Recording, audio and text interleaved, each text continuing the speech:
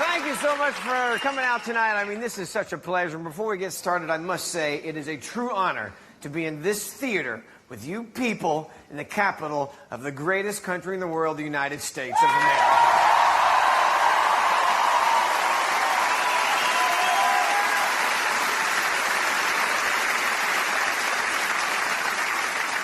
And driving around the city the last couple days, I couldn't help but realize that here in D.C., just like everywhere else in the country, gas prices suck.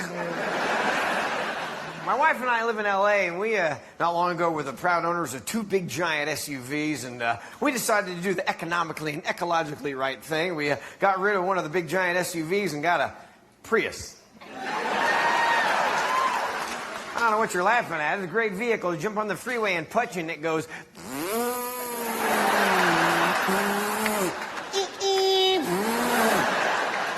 When you can drive underneath an 18-wheeler and go, that is really dirty, and drive back out, that is just too damn small. It is kind of cool when you go to the gas pump to fill up, because in one tank you've driven like 2,000 or 3,000 miles, and you go and fill up, it's like, oh, all done, I'll be damned. 10 cents, that's amazing! Not used to a vehicle like this. So all of ours have big trucks and big SUVs. And the one vehicle I refuse to get rid of, I've had it for 10 years. It's paid for. I love this thing. I've taken good care of it. I know it's not politically correct to drive it anymore, but I don't care. It's the H1 Hummer, the real one, the big one, the military version. Oh, yeah.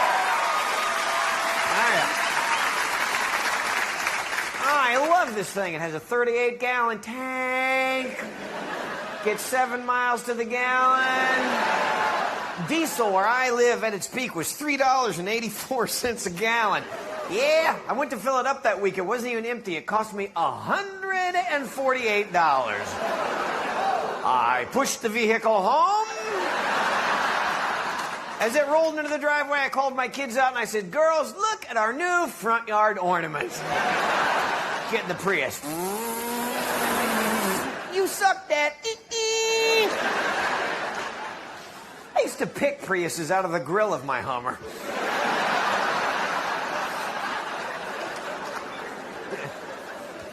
During the holidays last year, we had to take the Hummer to get a little maintenance done on it. And then we went to pick it up when it was finished, and we're driving home, and my wife was behind me. She's driving the Hummer. I'm in front. I'm driving the Prius. I was tricked somehow. I don't know how that happened. But she calls me on the cell phone, and she's laughing. Let me explain to you why. The Prius that we own is not a black Prius, it's not a red Prius, it's a blue Prius. But it's not really a blue Prius, it's more of a blue Prius. Yeah, it's pretty. Sparkly. I did that a little too well, didn't I?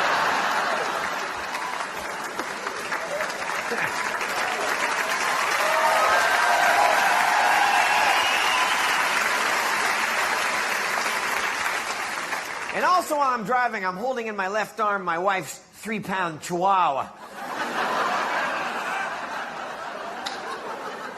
And you have to hold this dog when you're driving, otherwise it'll fall down between the seats and you're like, where the hell is this dog?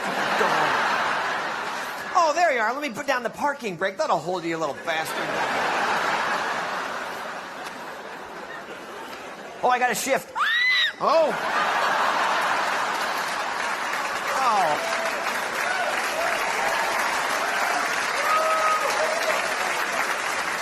Was your head. I'm sorry. I thought it was a little shifty thingy. It's same size and leather and fur. I don't know the difference. And I thought I was grinding the gears. Thanks for laughing at that. That's the stupidest joke I tell all night, so...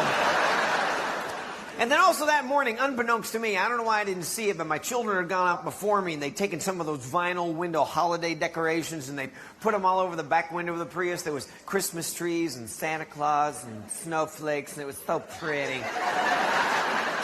My wife calls me. She's laughing hysterically. I'm like, what's so funny? She goes, can you see yourself? I'm like, what? She goes, you're driving a powder blue Prius. You're holding a 3-pound Chihuahua. There's pretty Christmas decorations all over your car, and you make a living with dolls. You're gay. Click.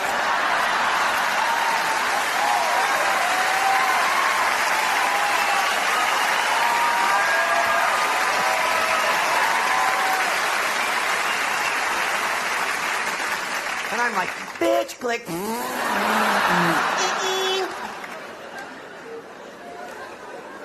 And a Chihuahua, that's my wife's idea of the family pet. The dog I picked out for us is Bill, our golden retriever. He's 80 pounds. Now that is a dog, ladies and gentlemen. By the way, I named him Bill because I've got him when Clinton was in office, and as a puppy, he was humping everything.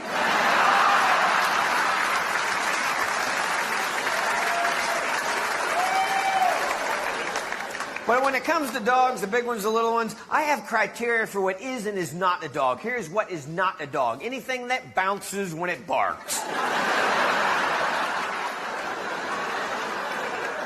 Not a dog. Anything I can easily drop kick over my back fence.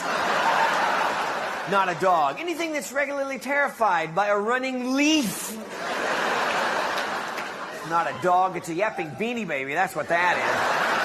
It's the Richard Simmons of canines. That's all I'm saying. Yep, yep, yep, yep, yep, yep, yep, yep, yep, yep.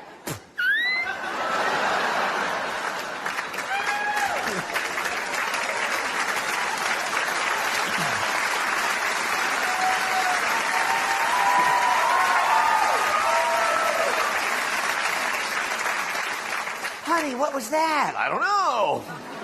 Bill's sitting right next to me. I don't know either. You're a genius. Do it again. I figured out size does matter in the canine brain. Bill, golden retriever, very smart animal. When he was a puppy and I had to potty train him, if he pooped on the living room carpet, I stuck his nose in it. 3 times later, he figured out, ooh, I'm not supposed to crap here. Next 2 dogs, same thing. Now the little brain-dead Chihuahua comes along. She poops on the living room carpet. I stick her nose in it. 3 times later, she thinks, oh, I'm not supposed to crap ever.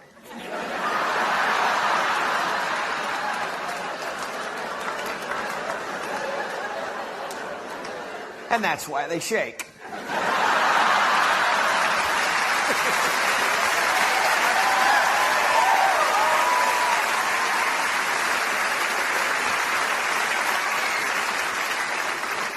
Another way that Chihuahua proved her lack of intelligence, most dogs know when you find a stick in the yard and you put it in your mouth and you run with it, you put the stick in your mouth sideways.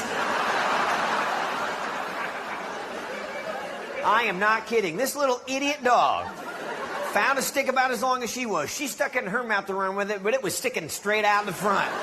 This is all true. We're all sitting on the couch watching TV. She comes running through the house as fast as she can. That stick's sticking straight out. And as she runs across the carpet in front of us, for some reason, she decided to quickly look down.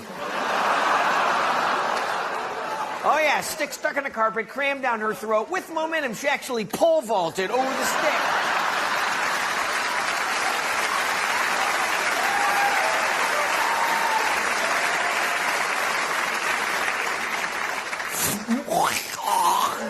Of course, my wife and my girls were like, ah!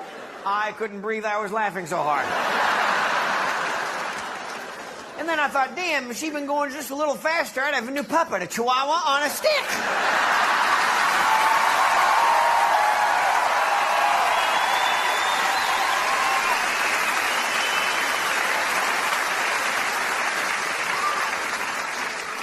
Yeah, my wife started going nuts with the Chihuahua thing, though. Her little Chihuahua she named Darby. And after about 1.5 years of having a little Darby, my wife decided it was time to breed the dog. So my wife got on the internet and found the 3-pound stud Chihuahua. I don't know how you call anything that's 3 pounds a stud.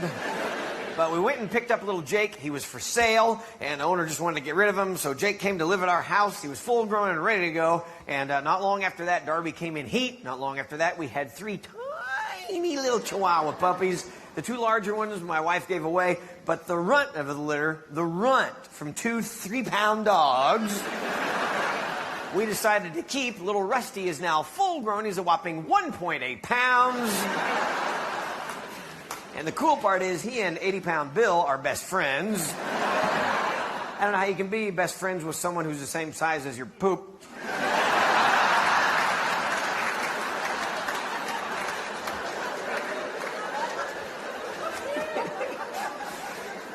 My kids question whether I'm funny or not. I pointed that out in the backyard one day. I'm a comedy genius to them now, ladies and gentlemen. But the other cool part is little Rusty picked me over everyone else in the family to bond with. He likes me best. We don't know why. But I kind of like it. I come home and he runs to the front door and I pick him up. I take him to my office. I have a little stuffed car. I sit on my desk and he sits in that car. If he sits just right, it looks like he's driving around my desk. People walk in my office and they go, "Oh, it's a rat." "Oh, it's your dog."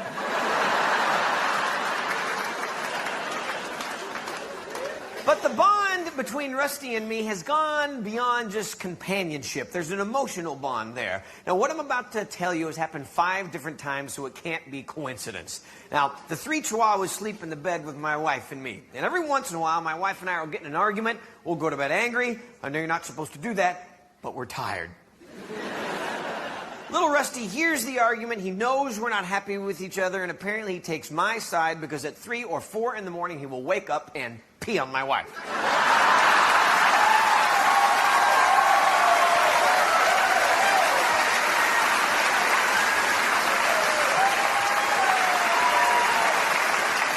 I am not kidding.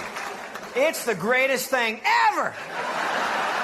I have the satisfaction of knowing if I go to bed angry with my wife, it's going to be taken care of.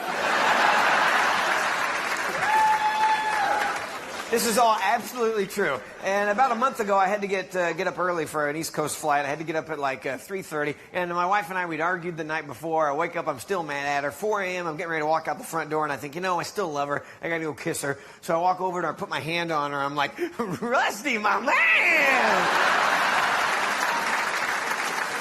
It's still warm. She hadn't woken up yet. I lean over and I kiss her. I go, "Honey, I love you. See you later. Rusty pissed on you. Bye!" Rusty's at the end of the bed just wagging his tail. I'm walking out the front door thinking, "Oh boy, I hope he doesn't teach Bill to do that."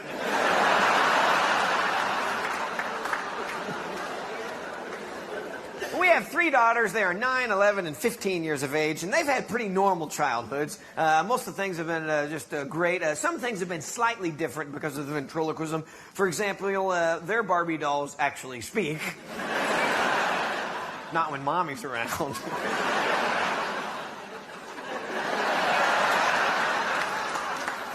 "Ken, you smell like beer and cigarettes." No, I'm a lot of fun to hang around Toys R Us around Christmas time.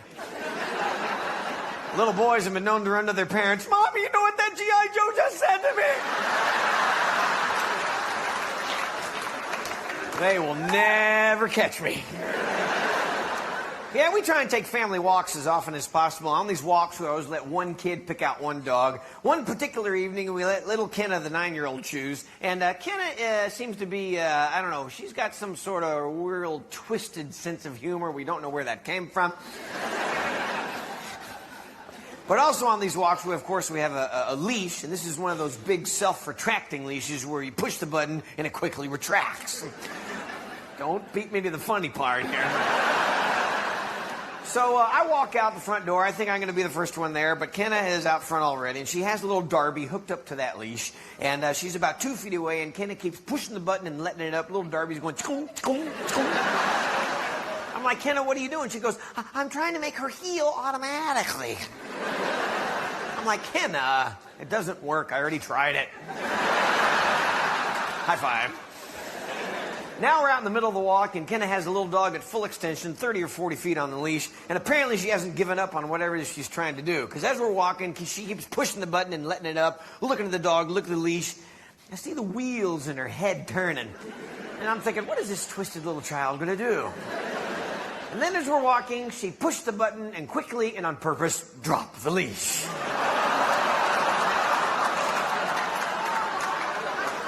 Do you see the brilliance here?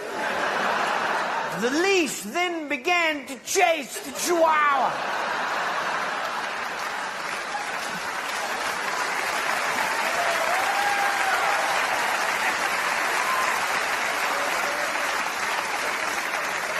Big hunk of black plastic skidding across the pavement. The Chihuahua stopped. She heard a new noise. She looked behind her. Here comes the leash. I will say at this point, the Chihuahua was smart enough to know that now would be a good time to panic. She took off like a frickin' bullet down the middle of the street, running as fast as she could. But the leash was slightly faster.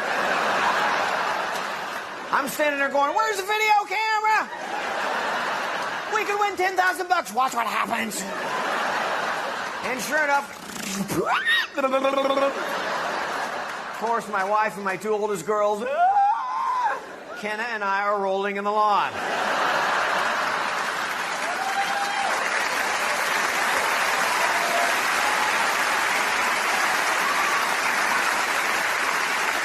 I'm high-fiving her, telling her she's a genius. Mommy turns around, sees us laughing. I'm like, oh, crap, don't look her in the eye. Look straight down and back away slowly. Rusty will piss on her later.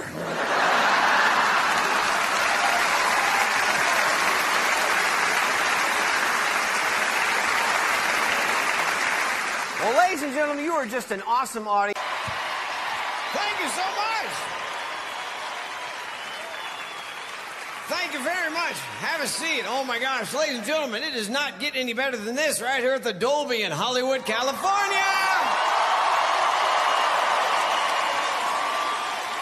This is fantastic, and I have to tell you, you know, this is right here. They have the Oscars, the Academy Awards. Doesn't get any better than that. This is fantastic. And tonight we are here. Plenty of adult beverages, yes? And a middle-aged guy on stage arguing with his dolls. It's a magical night, ladies and gentlemen. But I am a ventriloquist, for those of you who might not have figured that out yet. And people ask me all the time, Jeff, why this as a career? Well, I've never done anything else. I taught myself ventriloquism in the 3rd grade, got a dummy, and just kept practicing. I didn't have any brothers and sisters, so there was no one there to tell me that what I was doing was incredibly lame. And since I was adopted, I guess my parents were like, not our fault. As a kid, I didn't know it was weird to be a ventriloquist, but I got picked on for it. The good part was, the bullies didn't know who to stuff in the gym locker first, me or the freaking doll. As for my parents, they were supportive of my hobby, but when I was a kid, if I said something stupid, my father would go, stop talking out of your butt. Ironically, that could be a whole new bit in my show. Little muffled voice, let me out. I'm working on it. By the time junior high rolled around, to make matters worse, not only was I a ventriloquist, but I also chose to play the trombone. Yeah, the babes were lined up for that. So in school, I had braces, I played the trombone, and I carried around a dummy. Even the nerds were like, dude, you can't sit with us. I'm not kidding. The short school bus started picking me up simply because the driver figured he was supposed to. After I graduated from college, I moved out to Los Angeles, got married, had 3 girls, and because it was part of our everyday lives, I guess my girls thought that what I did for a living was not unusual. One day when my youngest daughter was playing at a friend's house, she turned to the other kid and goes, where are your daddy's dolls? True story. But my daughters are now young women. I'm remarried. I'm the luckiest guy on the planet to have my wife, Audrey. When we got married, I knew I came with a lot of baggage. There's an ex-wife, 3 daughters, 6 talking dummies. Try putting that on your Match.com profile. But we're here tonight because my act has taken me places I'd never thought possible. We've done shows in South Africa, Abu Dhabi, Israel, Malaysia, and places where they can barely speak English, like France and Southern California.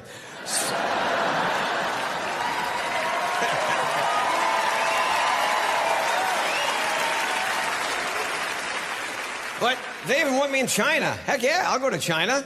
And then I can see the factory where small children make my Jeff Dunham merchandise.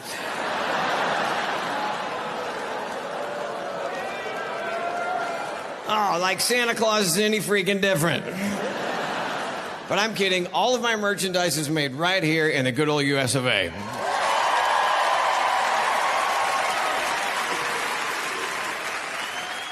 Including the little stickers on the back that say made in China. But you guys ready for the little... Ja, in Amsterdam sitzen nämlich Nutten in den Schaufenstern. Was für eine Stadt. Wusstest du, dass man in Amsterdam ganz legal Marihuana kaufen kann? Ja. Das wusste ich. Und wo? Kaffeehäuser? Ach, in Kaffeehäusern? Das sind meine Lieblings-Coffeeshops überhaupt. Hätte gern einen schönen Latte Marihuana. Und 19 Dutzend Donuts, bitte.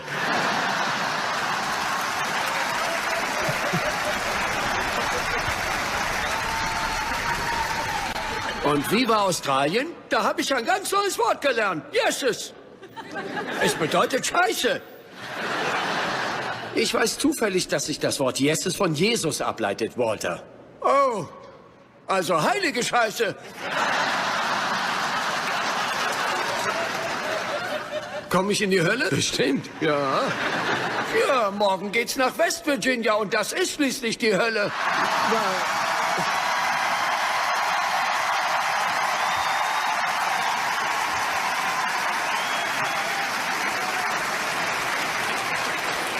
Was sollte das denn jetzt? Na und? Ich komme hier in einem Koffer raus. Sag mal, hast du schon von Südafrika erzählt? Ja, hab ich. Schön. Wie viele Shows waren's? 9. Wie viele Leute im Publikum? Jede Show etwa 5.000 bis 6.000 Menschen. Das hat mich verwirrt. Waren's dir zu viele? Nein, wie die Zuschauer im Publikum aussahen. Wie denn? Naja, das Publikum in Südafrika war... es war... weiß. Und? Wieso und? Wir waren doch in Afrika, du Trottel. Hast du denn in der Schule gar nicht aufgepasst? Ich dachte, die Leute dort wären also das Gegenteil. Aber als ich ins Publikum sah, dachte ich, wo sind denn nur all die Fliegen? Oh, als wenn ihr diese Hungergesichter im Fernsehen nicht gesehen hättet. Die sahen alle so gesund aus. Ich muss sagen, diese Brot für die Weltnummer hat sich wirklich ausgezahlt. Gern geschehen. So wie es gerade um unsere Wirtschaft steht, könnten die uns mal Geld davon zurückschicken. Okay, Walter, jetzt hör mal zu. Zunächst mal war die Bevölkerung in diesem Teil von Südafrika wirklich in erster Linie weiß. Ach, ja? Und was die Armut dort angeht, ja, die ist groß. Und zwar in vielen Teilen Südafrikas, genau wie in anderen Ländern Afrikas auch. Das ist schon sehr traurig. Aber es gibt ja Hilfslieferungen, die krieg dich wieder ein. Bist du Bono? Kurz danach ging's ziemlich hoch in den Norden nach Europa. In England war's nett, nicht? Ja. Hat London dir gefallen? Naja, ich hatte da ein komisches Erlebnis in der Hotellobby. Ja? Da kommt doch ein großer Schwarzer auf mich zu und spricht mich auf Englisch an mit britischem Akzent. Ich kam mir vor wie in Twilight Zone. Ich schwör's, der Schwarze kommt auf mich zu und sagt, oh, good afternoon, Sir. Und ich? Von wem wirst du denn rektal bespielt?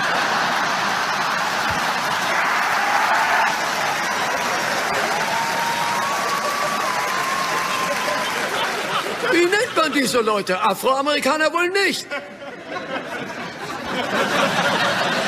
Da bleibt dir die Spucke weg, was? Afro-Engländer?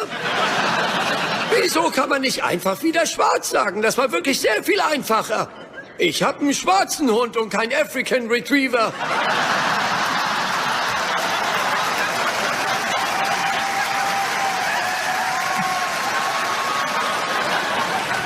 In Irland gab's auch einiges, was mich verwirrt hat. Was? Alle Nachnamen fangen mit O an. O'Malley, O'Shea. Ich glaube, ich kenne einen schwarzen Iren. Echt? Obama.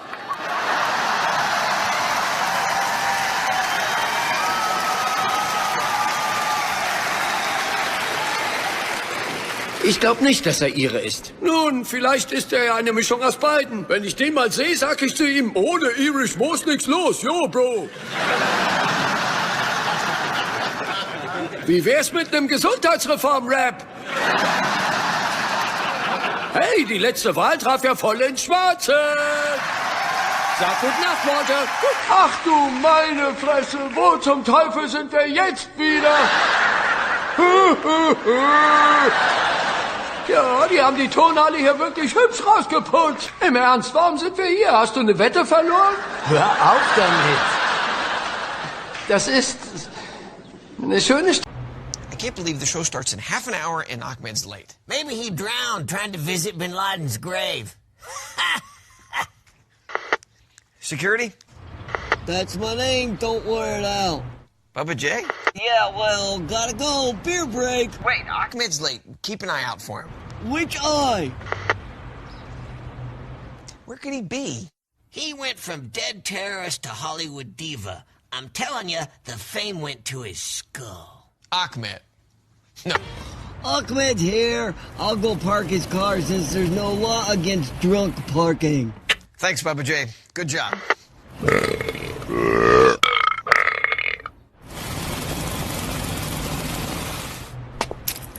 Whoa, is that a hybrid? It's the Ahmed Mobile, you idiot. Just be careful parking it or I kill you.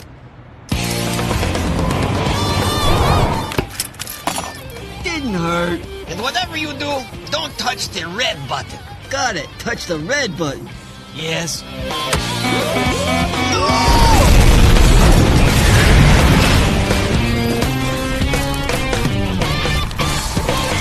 Ladies and gentlemen, please welcome to the stage, Chef Dunham!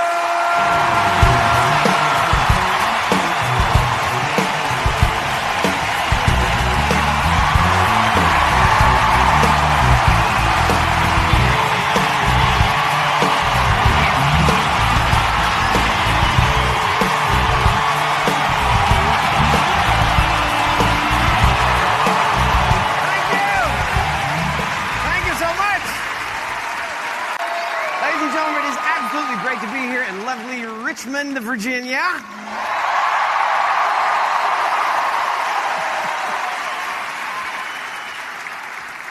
And, you know, I've been doing this show all over the country, just having a blast here, there, and everywhere. The fans are great, but we've also been taking my show around the world. We've been doing shows in South Africa, Australia, 3 tours of Europe and the UK. Now they're talking about taking me to China. What? How am I going to do my show in China? All I know is if I do my show in China, there's a big chunk of my act I'm going to have to leave out. You'll recognize it when I do it here this evening. But it is interesting going to some of these foreign countries and doing press interviews because some of the reporters have done their homework and care, others just don't. For example, I was in London talking to a guy and he was like, all right, so ventriloquism.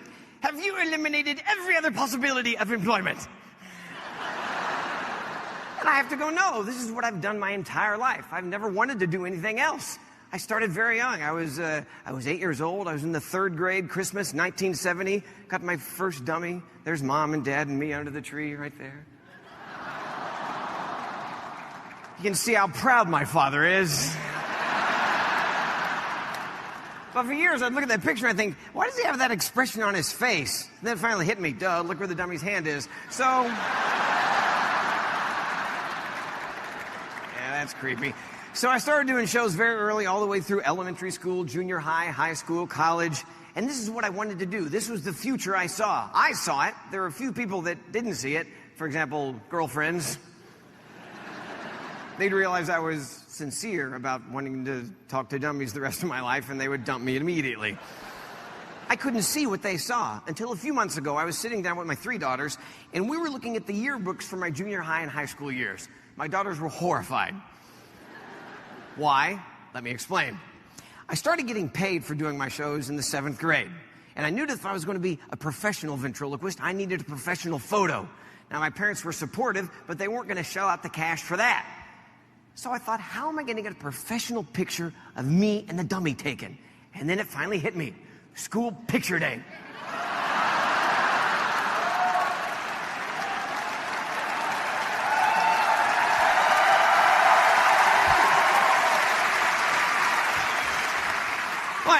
I thought this was genius. All I had to do was show up at school with the dummy in the suitcase, stand in line. When it was my turn, I'd sit down, put the dummy on my knee, smile, click, professional photo.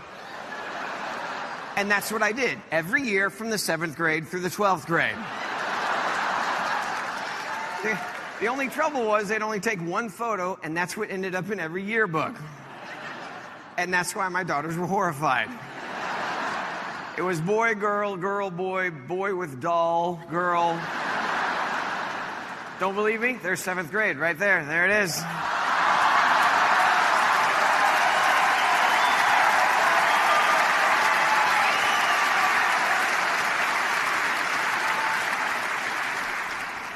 I'm the one on the right. Look at that. That is Justin Bieber hair, damn it. So, ninth grade came along, and I decided to do the same thing. This was the bicentennial year in our country, 1976. I was a patriotic lad, but I didn't want to dress like Uncle Sam. No, apparently, I wanted to dress like a 4th of July picnic table cover.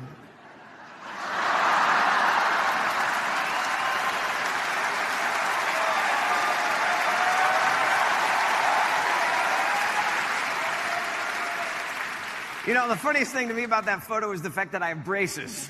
Why is that funny? Well, the rest of my life I'm going to be talking with my mouth shut, so what's the point? I know most of you look at these photos and thinking, this is the saddest human being we've ever met. Did you have any friends? Yes, I did. Here we are sitting in my bedroom one day. So now I had about 15 minutes in my show. I knew I wanted to add something else, some variety. I thought, music? Yes, something cool. Rock and roll guitar? No, something cooler. I'll play the trombone. I'm gonna let this photo soak in just for a minute.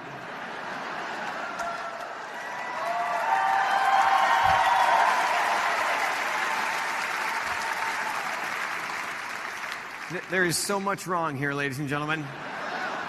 Let's start with the least obvious, and that's my dummy up in the corner listening to me play the trombone. But now, let's talk about fashion, shall we? How did my mother even let me out of the house?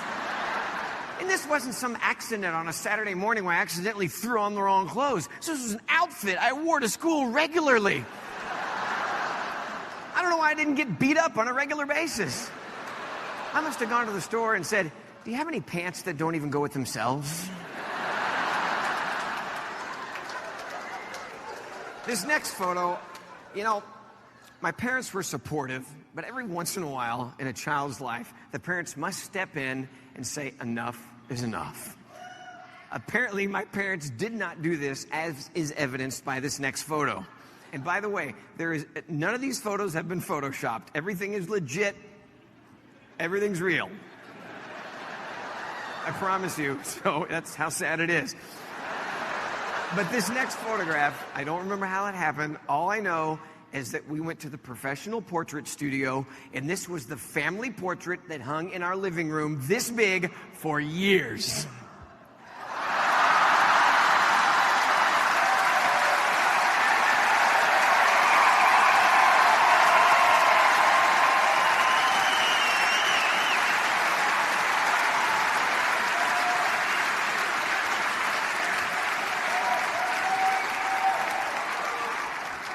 You know, maybe and the weird part is my parents had family and friends over for parties a lot. And this was hanging right there in plain view, and no one ever said anything. They must have thought, well, the food's good. Let's go to the mentally ill people's house. All right, so that's high school. High school. And time to pick up chicks.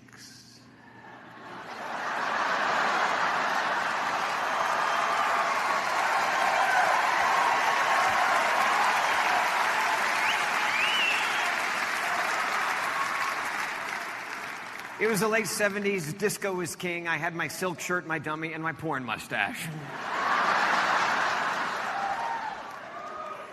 Now, this next photo I found in a box just recently, you know, and some photos just go without explanation. I don't remember what this was. I don't remember what was going on. I don't know.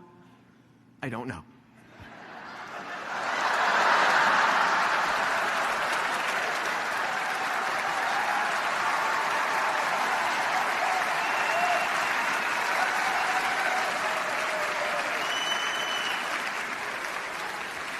Let's examine this, shall we?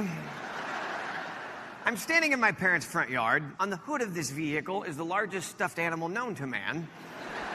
I don't know how it got it home. I don't know why it was there. I don't know what the hell it is. Also on the hood of the vehicle is R2-D2.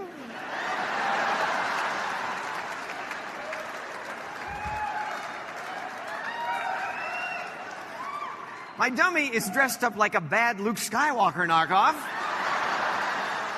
And I'm wearing a frickin' Hawaiian shirt. It's like Tom Selleck jumped out of the closet and went, guess what?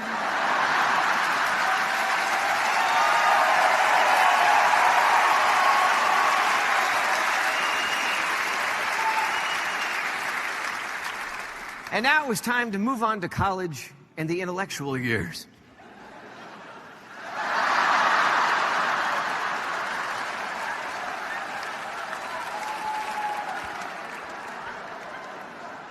I don't even know why. You know, the photographer should have just fallen over laughing. It looked like Sherlock Holmes with a dummy. I don't know what that is. So I graduated from college. I was living in Central Texas, and I was still doing my shows, but I knew I was not yet ready to move out to Los Angeles to seek fame and fortune. So I kept doing shows, as many as I could, but I also had an unusual hobby. I became a licensed helicopter pilot, but I built and was flying my own full-size, real two-seat helicopter. Now, you would think that someone who was smart enough to build and fly their own helicopter could maybe pick out a decent pair of shorts.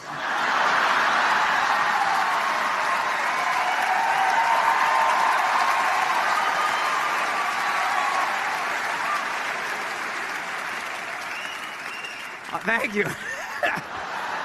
All I know is thank God the corn was high enough that nobody in the freeway could see me. That's all I can say.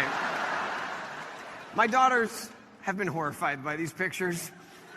They decided to help me out. They are Kenna, Ashlyn, and Bree. They are 13, 15, and 19 years of age. They're the light of my life. They decided to help me out with my clothes, but they decided to dress both me and Peanut, and here's what they chose.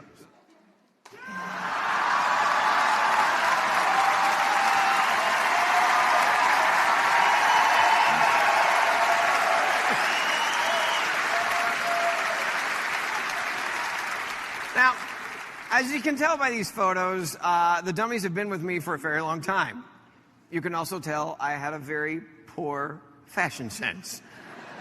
I will take most of the blame for that. There is, however, one other person that needs to take some of that blame, and that person is my mother. And I'll prove to you that this is her fault because she did this Christmas what she does every Christmas and has for decades. My parents are in their 80s now, and every year what my mother does is she goes to a very nice department store and she picks out a Christmas present for me and my father. She picks out the nicest shirt that she can find, and she buys two. Here's what she chose this past year.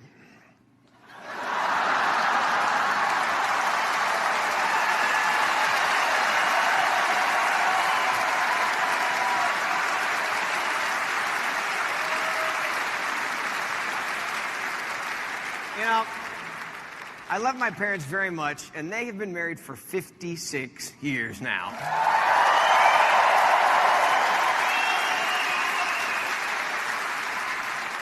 And they are a perfect example of how a marriage can work.